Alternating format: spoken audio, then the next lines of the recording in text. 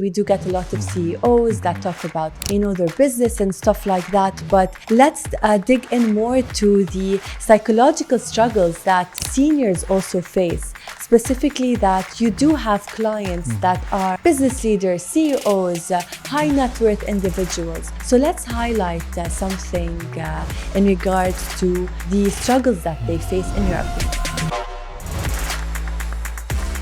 On the one hand side, I can be genius in their topic and what they do in problem solving, but most of them, they have one thing in common. They neglect themselves. They neglect inner reflection. Correct. Most of the time. I could say now, maybe I've been working with, I've met more individual billionaires and high net worth individuals around the world than anyone else. When I look at them, they are geniuses, but at the same time, they need in this field of reflection, support, guidance. And for that, they need a safe environment where they can work through their issues.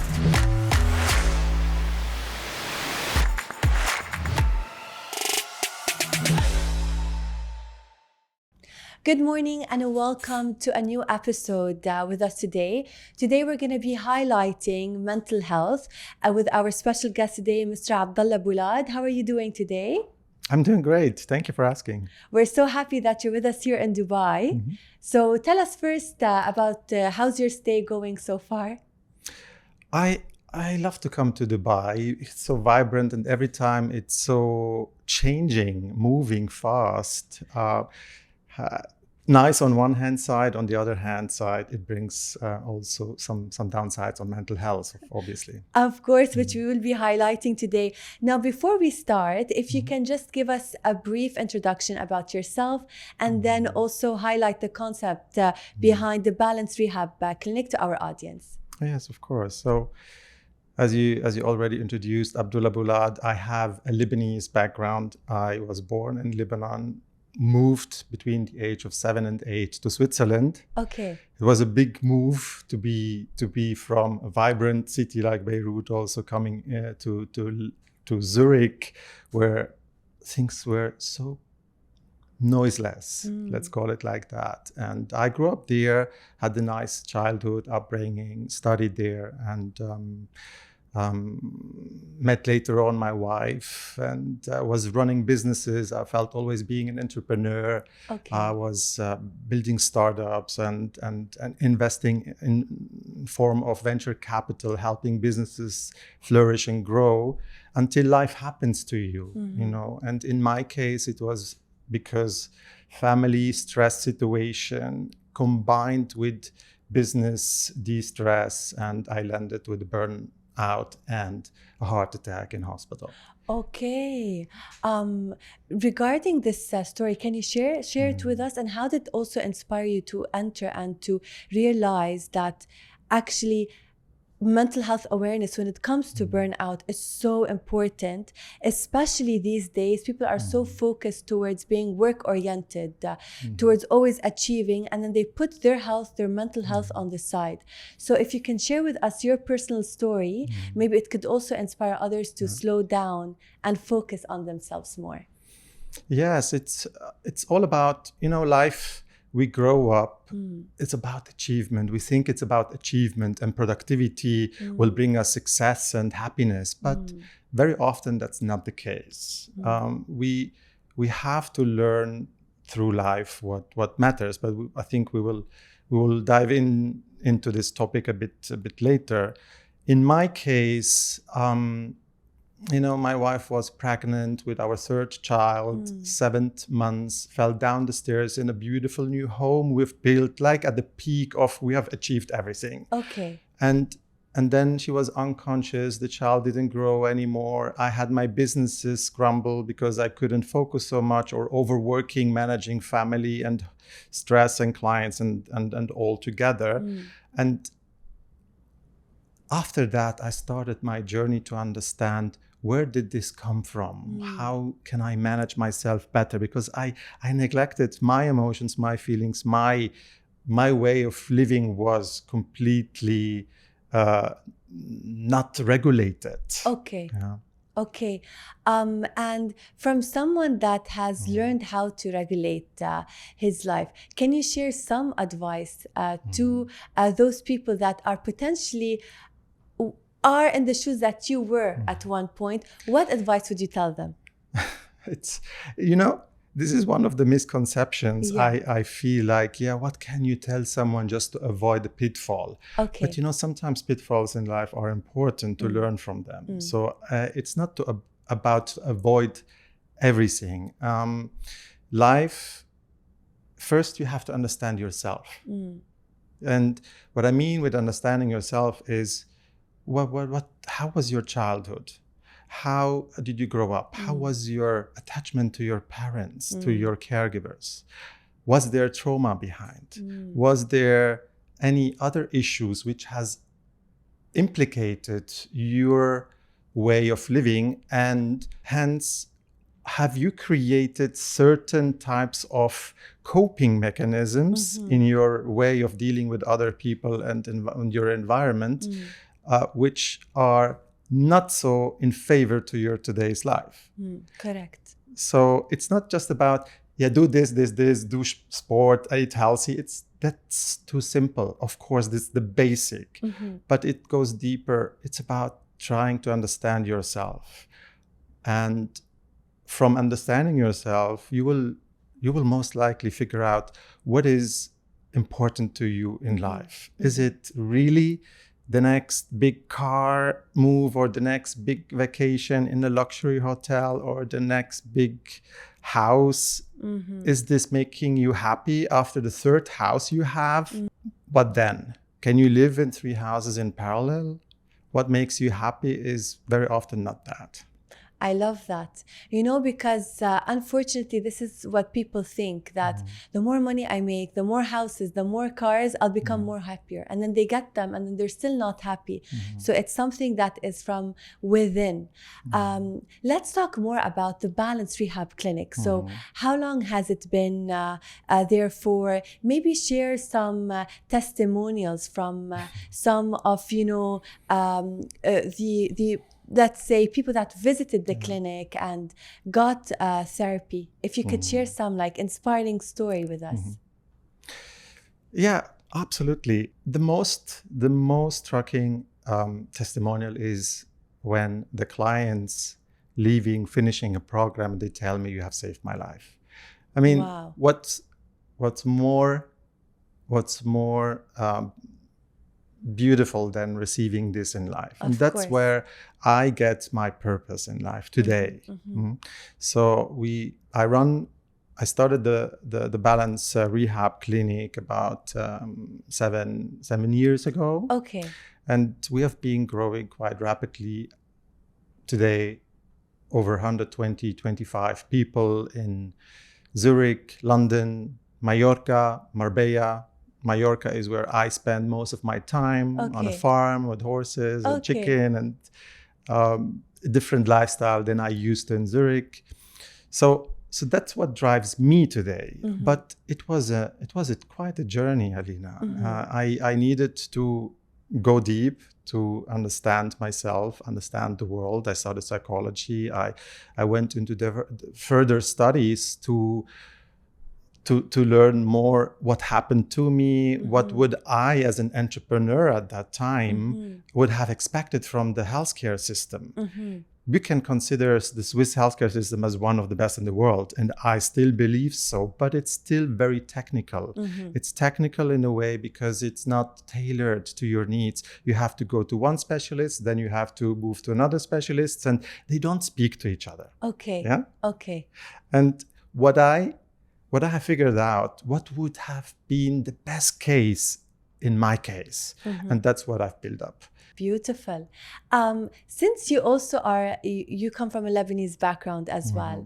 And back in Lebanon, in the Arab region particularly, we have this stereotype that whoever does therapy or cares about their mental health, يعني they have an issue, or that it's regarded as something that's a taboo. How did you face this challenge, particularly with the Arab clients, into ensuring that mental health journey is something that everyone should have, and it's something that will add definitely a peace of mind to their life? So can you share the challenge that you initially had, potentially, and how you overcame it with these Arab mentality? Good. I combine multiple mentalities today in cultures. I consider myself as having Arabic roots, Lebanese roots particularly, but I learned through life, growing up in multiple cultures, also to be open-minded and embrace whatever cultures bring to you. But what I particularly enjoy and consider what happens in our Arabic culture is really the community and the sense of the spirituality and the emotional connection, which we very often lack in the Western world. If I look at the US or UK and all German-speaking countries, Western Europe, it's lacking, obviously lacking. You can have your circle of friends and connections, but it's not like the deep connections or where you feel as part of a community. Correct. And this is also different in cities versus a bit on the countryside. But all in all, I would consider that as something valuable to take out of our heritage, which is still there. But sometimes I feel the people have lost it. Yes. And they look to the Western world for healing and solutions, whereas it's not that technical. 100%. However, we need to differentiate also. Is it a lifestyle topic, let's say mental health in general for a healthy person, or is it really clinical? Is there a clinical problem? Okay. Which is differently to be looked at as well. Of course, because there is psychology and psychiatry. So people don't know the difference between both. Psychiatry is when there's medication involved, and correct me if I'm wrong. And psychology is something where مثلا you have a psychologist and you talk it out, and then you have programs. Correct? Yeah, there is a lot of different types of treatment. Yeah, and the beauty is to understand each part and when to use what. Of course. It's like a cook to know. I always compare this like this. You know, a brilliant chef can buy ingredients. I cannot create a beautiful meal out of it. 100%. But he can, you know, which is tasty and looks beautiful and so on. And the same thing goes also with the treatment program. The psychology and the psychiatry you mentioned is a psychologist or a psychotherapist. People get confused. Psychologist, everyone can study psychology, but it's not a therapist yet. Correct. So a psychotherapist is someone who works with clinical problems. Okay. And works on the behavior, the system, the environment, and help you through processes in life. Whereas a psychiatrist is a medical doctor with specialization in also pharmacology for the brain.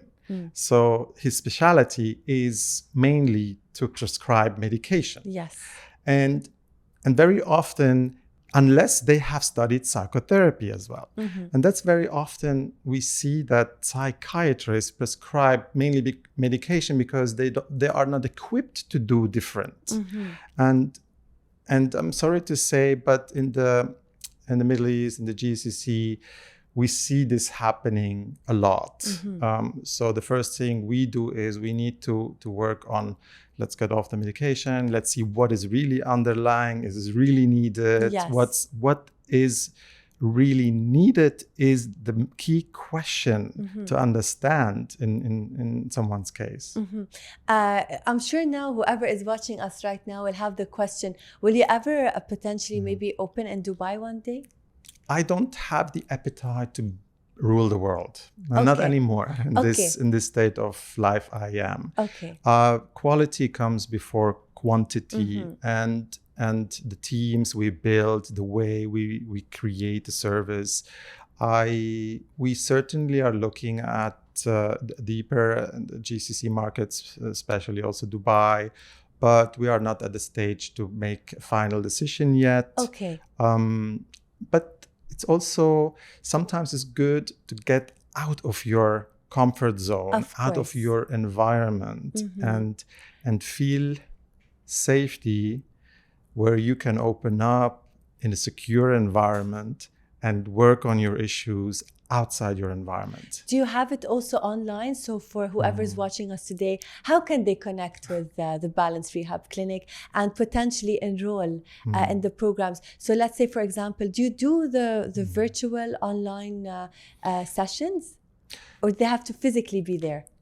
It's definitely physical in the beginning. However, we can continue online sessions afterwards. But then you have already built a connection, a trustful relationship with your therapist to continue. Because 100%. It's not just, I consider a treatment program like ours something which puts you on track, like on train, and then you need to practice and you need to stay in contact so you get more life quality out of this life. And that's what you want. Yeah. And to be honest with you, I agree with you on this 200%, because after COVID came in, everything started to turn online. And I do believe that these sessions, they need to have the human touch, one-on-one is much better than having it through online call or stuff like that. I personally do not believe in it. So I don't know the audience right now, they will definitely be having some questions, whatever, feel free to write in the comment section below. I also want to highlight discussing about CEOs and business leaders. On GN Talk specifically, we do get a lot of CEOs that talk about, their business and stuff like that. But let's dig in more to the psychological struggles that seniors also face. Specifically, that you do have clients that are business leaders, CEOs, high net worth individuals. So let's highlight something in regards to the struggles that they face, in your opinion. Yes. On the one hand side, can be genius in their topic and what they do in problem solving, but most of them, they have one thing in common, and they neglect themselves. They neglect inner reflection. Correct. Most of the time.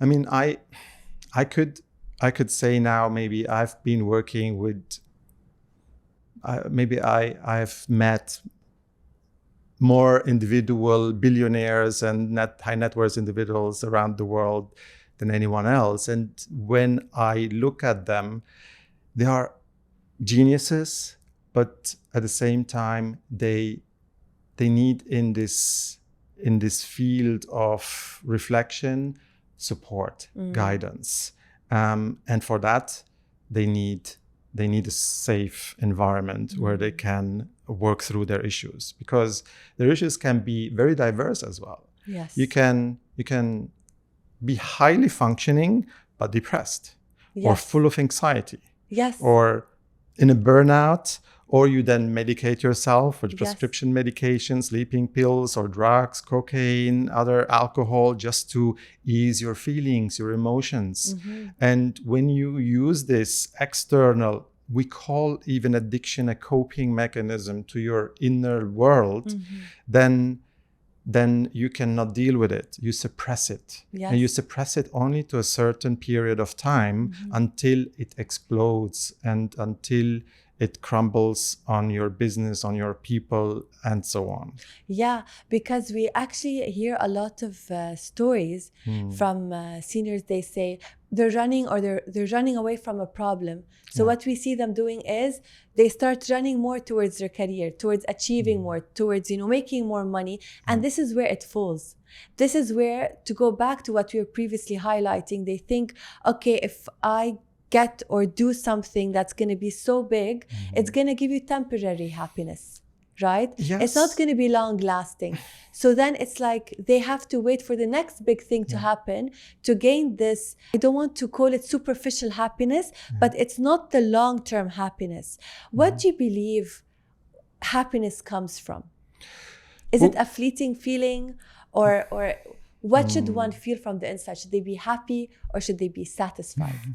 It's such a core question and a great question. How can we find happiness in life, right? It's there is no golden rule for it. Okay. And when we talk about CEOs, entrepreneurs, and in this circle of production and moving forward, you have to slow down to some point, because as I said, the next sale of your business, and this is real. It's chemistry. It's neurological. Correct. It's biological, and it releases biochemical influences in your brain, like dopamine, for example. And if you go for the next big kick, it is an addiction. I was there. I was running for the next closing. I was running for the next business I can go in. And you know what? It only soothes you for a while. You have to be more balanced. And that's how we need to incorporate a different lifestyle, different time for us, internal life and reflection. Yeah, and it's more about loving yourself more. It's not about traveling to a certain country or getting a luxury item. It's much further than that. It's about taking care of your own soul so that you can actually become a better person. When you become a better person through guided sessions, and it's someone that's guiding you to become a better person, then you will feel the internal peace that it brings. Let's highlight and talk about AI. And now we see AI taking all over the world. How do you see AI impacting the healthcare segment, particularly in the field of mental health? I love AI. I use AI. We have incorporated AI throughout our business. Okay. But I think AI in the mental health field, it will serve a lot of people, more than we can serve today. Okay. And that's one of the biggest problem in Europe. Yes. The lack of therapists, Okay. which will improve that part. Okay. However, AI will not replace human empathy and compassion and the need for human connection. And that's why our service is needed. Of course, because now anything that happens, they send a message to ChatGPT. How do I solve a problem with my parents? How do I solve a problem at work? How do I do this? And they are getting answers which are robot animated answers, which are not very real. So some people say, I don't want to go to therapy. I don't want to go to a clinic. خلاص يلا. There's AI, there's ChatGPT. I'll ask them questions. So how can you tell them right now that ChatGPT is not the solution? You need to go to the clinic. You need to speak to someone specialized to be able to tailor a plan for you from A to Z. So please, I want you to highlight this, especially to the Gen Zs that are watching us now. Gen Zs, all they do is yalla ChatGPT. So from your experience, what can you tell them? We are trained to think critically. Yes. Right? Yes. When we grow up, we are trained. If you get an information in the media, question it. Is it really true or not? And that keeps us critical with the world and innovate in some sort. And every entrepreneur has this to some more sort way. And when it comes to AI, you can ask a question. If you don't question the answer, you are not capable of evaluating if the answer is appropriate to your case or not. It's very general also. This is generic. And I think we have to learn to ask the right questions in the first place, but then also to learn to critically face the answers as well. And if we just rely too much on AI answers, we lose our capability of reflection on what information we are consuming. That's very true.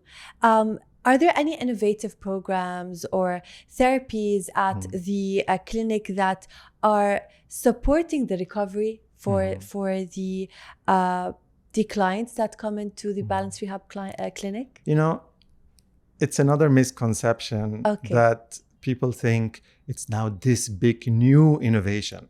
And this is what the fashion media has been teaching us. Yes. The next big thing, the next big iPhone, Yes. 17 Max Pro right now is the better one.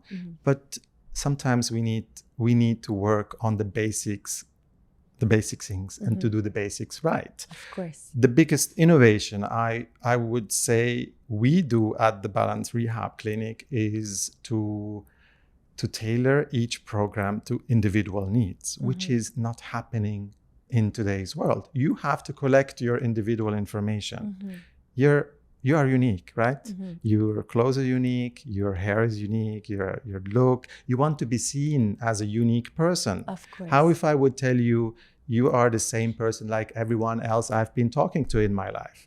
How would you feel about it? Yes, correct. You will not feel special. You will not feel like you stand out. And when it comes to our body, neurologically, how we have grown up, how our neural pathways have been connected to each other, how our body has adapted to the environment, to the food, to the relationships we have been living, this all affects us. So how can you treat the same person the same way like everyone else? You cannot. The biggest innovation is really to understand from a 360 degrees perspective what is underlying, what is your situation on multiple levels, mind, body, soul, of course, physically, mentally, childhood, what struggles you, and then based on that build something individual. Beautifully said. What is one remark that you receive from the high net worth individuals? Do they have a similar statement that they always say? Is there something in common between all of them? What problems they struggle, you mean? In terms of a problem that's very popular amongst them? I mean, the high net worths, they have a lot of anxiety. Do you think they have anxiety? They cannot be themselves. And that's the biggest thing. The biggest gift you can gift to someone else is if you can show them how to be authentic. Authenticity is the biggest gift in life. If you can live who you are, who you want to be. And I need to ask you one question as please. well, if I Of can. course. How would you live your life if no one is watching? Wow. How would I live my life? To be honest, on a personal level, when I was much younger, I used to care a lot about what people think, what would people say about me. But I feel like the older I got, the more mature I became, the more I start to self-reflect on myself. Personally, I realized that at the end of the day, I want to live the life that makes me happy and not makes XYZ happy. And this is where sometimes the conflicts happen.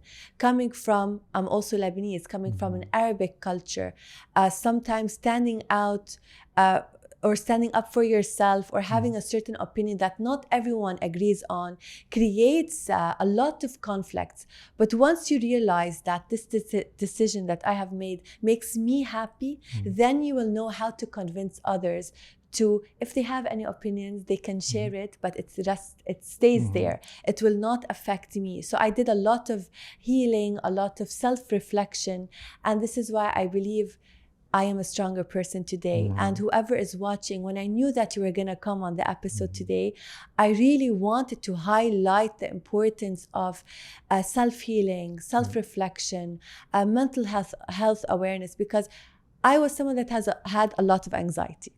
So I had to cope with that. And this is why when you were talking about these seniors, and they also face anxiety, and everyone has anxiety. Some people know about it, some people don't know about it. So so this is to answer your question. What do you think about that? Beautiful. No, thank you for sharing that. I think it's what you just showed is also vulnerability. You talked about yourself. That's what we need to do. We need to talk about it and not just hide it, because that increases the loneliness, which then increases depression and anxiety and other elements of it as well. Of course. And well done, you did the right job for yourself, so you can be your best version of yourself. Because if I would tell you, you have the chance to improve your life to a certain percentage. I will not tell how much percentage. Would you do it? Of course. So that's the first thing then you should do, right? Of course, 100%. And I feel like everyone needs therapy. Not only if you're facing a problem, correct me, because sometimes there are things that happen internally, like traumas, attachment styles in relationships, the relationship that you had with your parents. It also all adds up to attachment styles like anxious attachment, avoidant, all of these struggles that people face. Is there any message that you would want to share to everyone who's watching us today from GN Talks, being someone that has been through the journey itself from A to Z? Is there any message that you would want to share with them that are watching us now? Look, the best thing I can tell people is don't lose your life. What I mean with this is everyone should understand himself to know what they want to pursue in life. I needed, in my case, my father passed away in 2017. It was a painful loss. Thank you. But it taught me another big lesson in life, that I was pursuing life also to impress him or to impress others. And I lost that, or I let go of it better, to find and to follow what I really like to do in life. And this has increased my quality of life massively. So I cannot quantify that in percentages. And if you ask me about this one thing, I would tell them, look, invest your time in yourself. That's the biggest investment you can gain for the rest of your life. Beautiful. You have your beautiful daughter with us also here with us at the studio. As a father, and not as the owner of Balance Rehab Clinic, would you advise your daughters also to do therapy or to visit the clinic? Do they do so? Yes, as absolutely. A father. Yes. I mean, they are involved. They're open. We have the possibilities. We offer it to them if needed. Some therapies have been taking off. So it should be something completely normal and nothing to be afraid of. Of course. And that's the beautiful thing I want to pass further to my children. So #normalize going to therapy, normalize going and highlighting mental health awareness. It was a pleasure to meet you today. And your insights, your experience have been very, very fruitful. And it's a pleasure to be sitting with someone that understands and highlights a very important factor that needs to be taken into consideration. So how can they connect with the Balance Rehab Clinic? They can visit the website. How does the process happen? I think the best thing, they can visit the website, thebalance.clinic. They can also visit my podcast. I run a podcast on mental health. So for those who just want to get information for themselves. What's the name of your podcast? Living a Life in Balance, but it's found also under my name, Abdullah Boulad, on YouTube and all the other channels. Subscribe to his channel. And for all information also, www.balance. Yes, for the clinic. Thebalance.clinic. Thebalance.clinic will be placing it here. And also, of course, I've written a book, Living a Life in Balance, so you can find it also on Amazon. And I'm writing a next book currently, which will be out in early next year. Probably. Bravo. Yeah. What's the name of the book? Can you tell us? The book I have, one that's coming? What's coming. Hey. It's about communication and mental health, because I believe communication is key when it comes to interaction, whether in an organization with your employees, your staff. But it's more than communication. It's really about understanding yourself and your psychological background, which influences your way of communicating. Interesting. And what you can affect, what communication can affect in trauma and other areas of life, of families and business and friendships. Most probably we are going to be like be human first. Okay. How many books have you written, by the way, so far? That's the second one. The second book. Yeah. And what inspired you to get into writing? I think sharing content is at some point my authentic self to give something out to the world and leave some legacy in one or the other way. Amazing. Amazing. So thank you so much. It was a pleasure to meet you. The audience now know you more on a personal level, and now they see the face behind the business story. Anything you want to add before we end the episode today? No, I'm content. You ask the question, how can we find happiness? I think it comes in waves, and it's not a goal. It's really more about balancing out life. And that's where the Balance Rehab Clinic's name came from, Exactly. right? Exactly. I love it. So guys, thank you for tuning in. Stay tuned with another well-established business in the UAE and globally. Take care.